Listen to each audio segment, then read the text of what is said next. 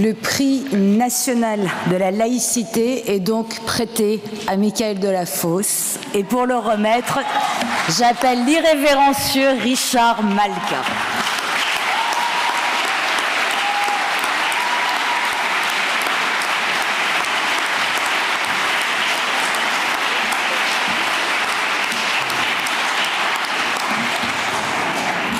Je vais finir par y prendre goût à ce pupitre. Merci Gilbert Abergel de nous réunir. C'est important ce que tu fais depuis si longtemps maintenant. Merci Abnous, tu es ma meilleure camarade de blasphème. Merci à Hilda qui a eu des mots forts, des mots justes. Oui, tu as raison. L'idéologie victimaire, c'est une arme de destruction massive. Elle tue nos sociétés et elle tue l'humanité de ceux qui la pratiquent. Merci évidemment à Elisabeth, mon Elisabeth, je l'ai dit il y a très longtemps, il y a de nombreuses années, c'est ma boussole et c'est bien plus que ça. Merci à vous tous, votre présence nombreuse ici nous fait du bien. Merci à Madame Hidalgo, à ses représentants de nous accueillir. Madame Hidalgo qui incarne une gauche laïque quand nous pourrions penser que celle-ci a disparu. Elle subsiste encore et elle subsiste aussi entre les mains et dans les mots de l'homme dont je vais maintenant vous parler. Alors l'heureux élu de cette année est professeur d'histoire dans un collège et c'est évidemment un symbole au temps où ceux qui diffusent le savoir, ceux qui sont la matrice de la République, ceux qui sont les maçons de la civilité deviennent les cibles de ce fascisme qu'est l'islamisme. Cet heureux élu a commencé à militer à gauche à l'âge de 16 ans. Il a tout bien fait, PS, UNEF, NEF, parcours classique et précoce d'un homme engagé et humaniste qui aujourd'hui appelle la gauche à, je cite, mettre fin à son éclipse, à se ressaisir et à rester fidèle à son histoire, sinon elle apparaîtra comme inutile, voire complice. Complice de quoi? Eh bien de l'islamisme justement. Et de ceux qui crient, je le cite encore, mort aux Lumières.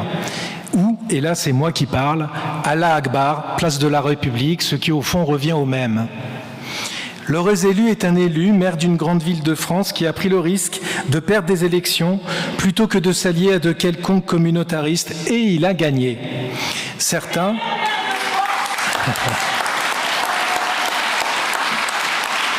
au PS pourraient méditer et s'en inspirer de ce parcours plutôt que de vendre leurs âmes pour exister encore un peu, quitte à ce que ce soit dans le déshonneur.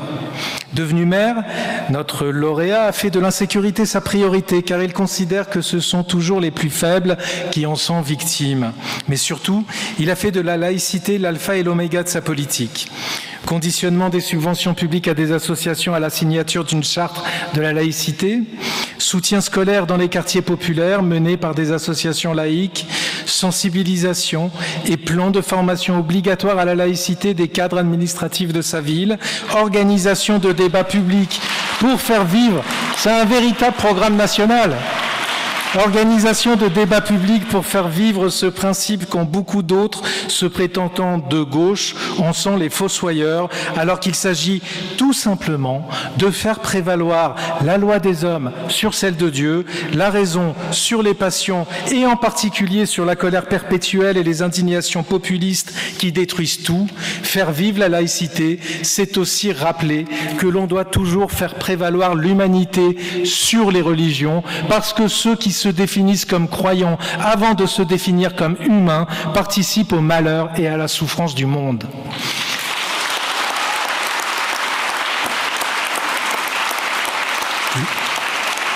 Merci.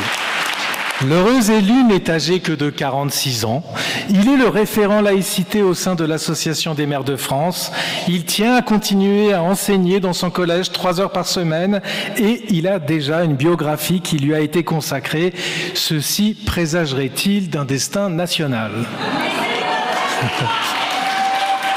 Nous sommes beaucoup à l'espérer, tant il pourrait incarner le renouveau du logiciel de la gauche que nous attendons tous depuis longtemps. Mais ce n'est pas moi qui pourrais reprocher à quiconque de ne pas se lancer dans l'aventure, quoiqu'à la différence de moi, lui est déjà engagé dans cette voie. Je crois qu'effectivement, nous savons tous que c'est Michael Delafosse qui a reçu, ou plutôt à qui l'on a prêté, si j'en crois à Abnous. En droit, on appelle ça un don avec condition résolutoire d'engagement laïque. Voilà. Donc j'appelle pour recevoir le prix national de la laïcité, Michael Delafosse, maire de Montpellier.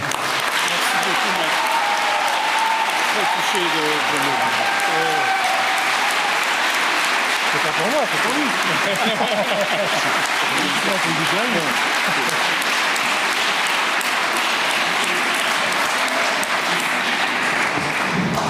Madame la ministre, Monsieur le Président, Madame la Présidente du jury, le prix a une épée de Damoclès sur ma tête. Mais au fond, c'est comme un mandat électoral. Mais, Maître Malgage, j'aurais quelques mots à votre endroit, évidemment.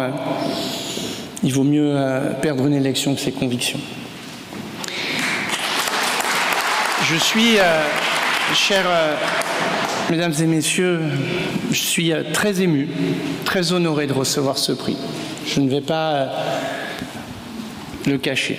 Je suis d'autant plus honoré de le recevoir de Richard Malka, que je veux saluer, car le verbe, la langue, notre français, peut être un glaive, peut être une source d'espoir.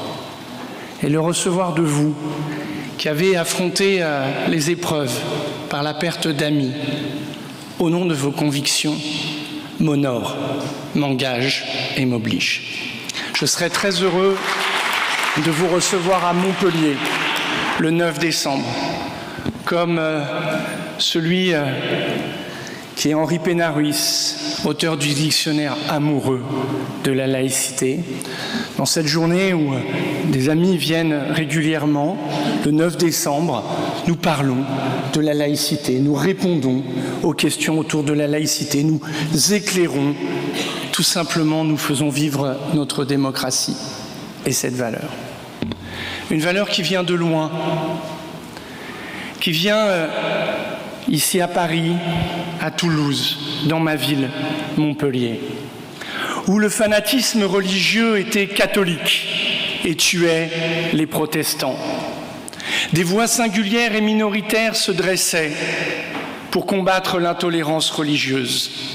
C'est celle légendaire de Voltaire, l'affaire Calas, le chevalier de la Barre.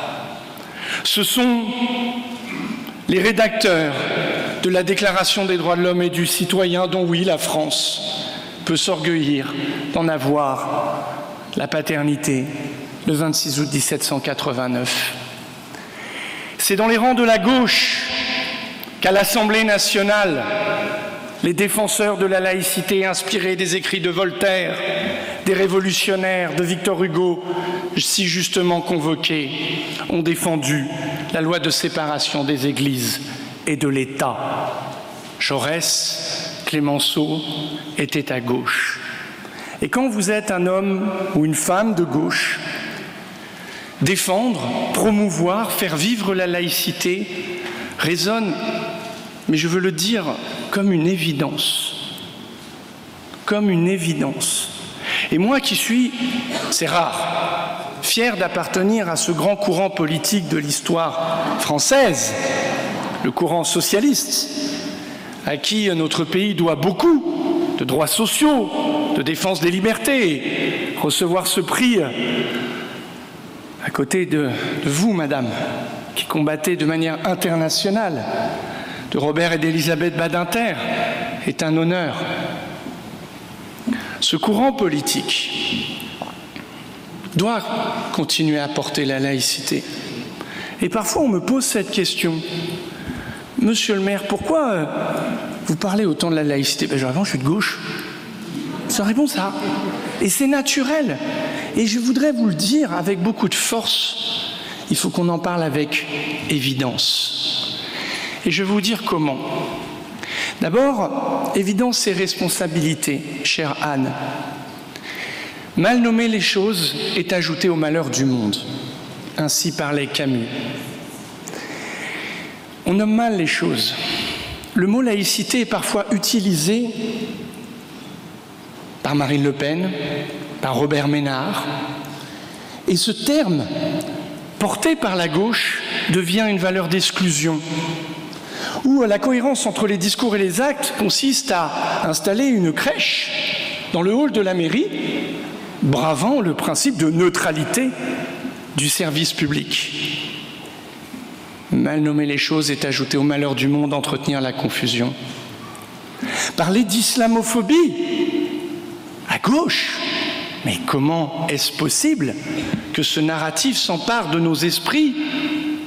Jamais, car à gauche, on défend la liberté d'expression, le droit de critiquer la religion, le droit de la défendre. Et donc, un mot commence à s'instiller et est utilisé. N'avons-nous pas un autre terme, hérité de Voltaire, contre l'intolérance ou pour la tolérance? La langue française a son génie, a son histoire et la force de ses mots et de ses références. Socialistes, dans cette manifestation où la banderole s'appelait « Non à l'islamophobie », nous ne pouvions défiler. Non à l'intolérance religieuse, naturellement. Et donc, soyons exigeants sur les mots. Et je viens ici à un terme que j'utilise souvent, parlons avec clarté. Parlons avec clarté. Et Jean Birenbaum a écrit un ouvrage, Un silence religieux. Ce ne sont pas des terroristes, enfin si, ce sont des terroristes qui ont décimé Charlie Hebdo, le Bataclan, mais ce sont des fanatiques islamistes qui l'ont fait.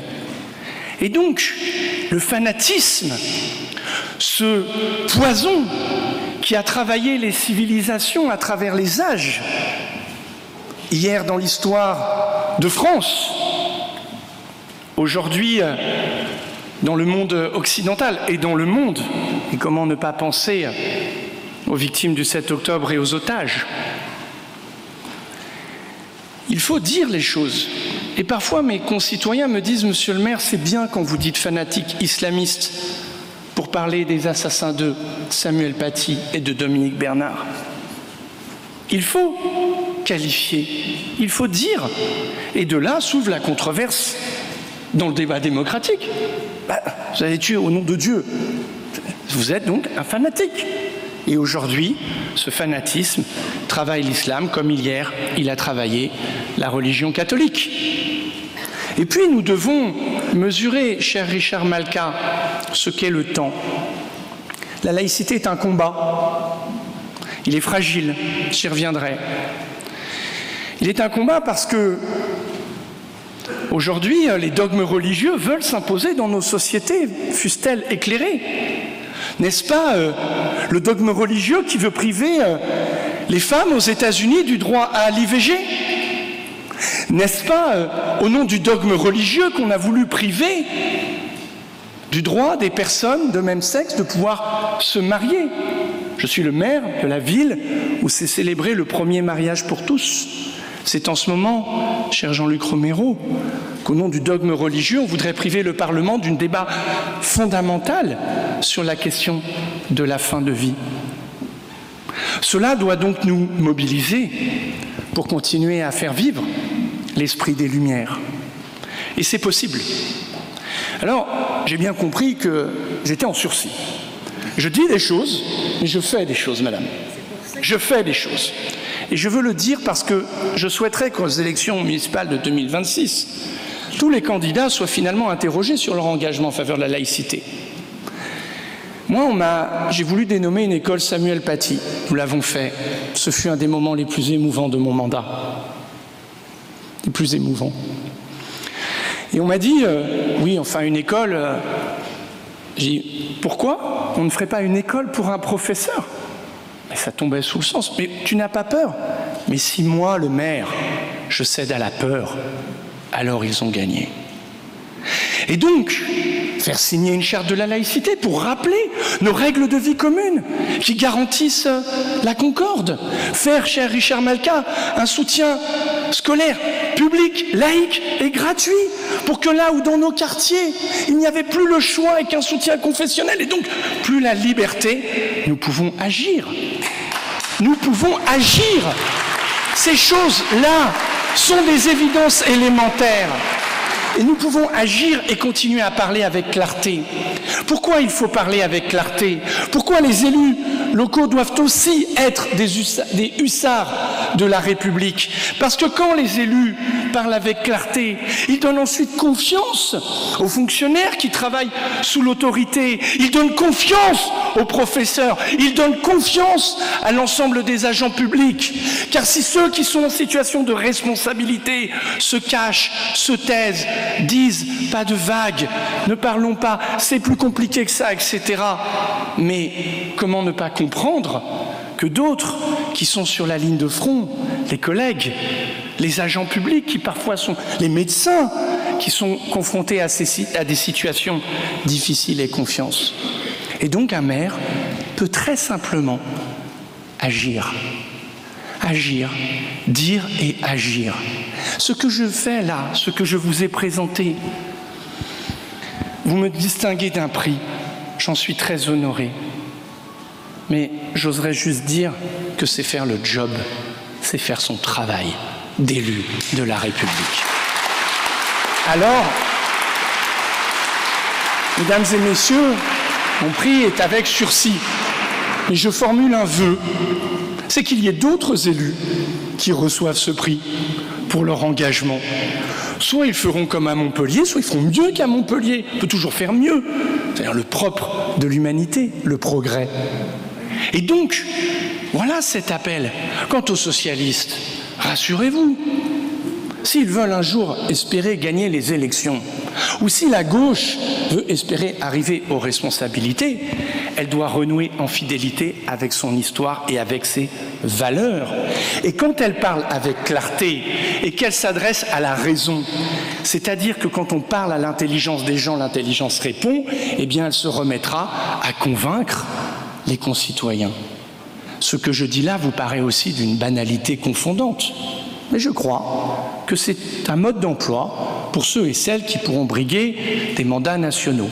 Cher Richard, il est évident que je vais m'occuper de Montpellier jusqu'en 2026, puisque je fais d'un point d'honneur de tenir mes engagements et j'ai une fidélité absolue à ma ville et à mes promesses. Je voudrais terminer ici, mesdames et messieurs. Beaucoup d'hommages ont été énoncés. Je m'y associe.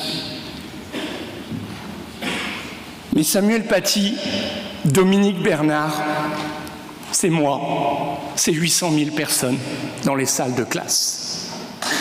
Quand Samuel Paty est mort, assassiné par un fanatique islamiste, ce professeur de 4e qui enseignait la liberté d'expression, article 11, la libre communication des opinions et des pensées, est un des biens les plus précieux de l'homme. Chacun doit pouvoir dire, imprimer librement, sauf dans les cas déterminés par la loi, et qu'il utilisait les caricatures de Charlie, les caricatures d'Honoré Daumier, celles qui sont censurées dans les régimes de tyrannie, de théocratie totalitaire. Ça aurait pu être moi, ça aurait pu être 76 000 et 800 000 d'entre nous. Oui, il faut les soutenir, les professeurs. Et je voudrais leur dédier ce prix. Je voudrais leur dire, n'ayez pas peur, continuez à transmettre, à former à l'esprit critique. Ne lâchons rien. Ce cours où on explique que sous le dogme religieux, Galilée s'est retrouvé en procès et a dû se renier, mais qu'un siècle plus tard, grâce aux idéaux des Lumières, le couple Lavoisier, puis un siècle après, Darwin a pu défendre sa théorie de l'évolution, est une liberté conquise, que nous pouvons enseigner que la liberté d'expression est une chance pour chacun d'entre nous. Bref, faire vivre la laïcité dans la salle 100, dans la salle 200, 240, cher Yanis, montrer qu'elle est là et qu'elle est vivante, parce que si elle est évidemment un principe juridique, elle est un idéal d'émancipation. Et dans la gravité de l'instant, bien sûr que nous avons des raisons d'être pessimistes, mais moi, j'ai confiance dans la génération qui vient, j'ai confiance dans les hommes et les femmes de ce pays pour porter la valeur de laïcité. Car si sous ce plafond, il est écrit ici « liberté », nous savons qu'il y a une raison d'être fiers d'être français, parce que les Français portent la laïcité, que c'est la grandeur de notre pays et que nous devons collectivement, parce que citoyens et citoyennes de la République, en être les ardents défenseurs. Je vous remercie.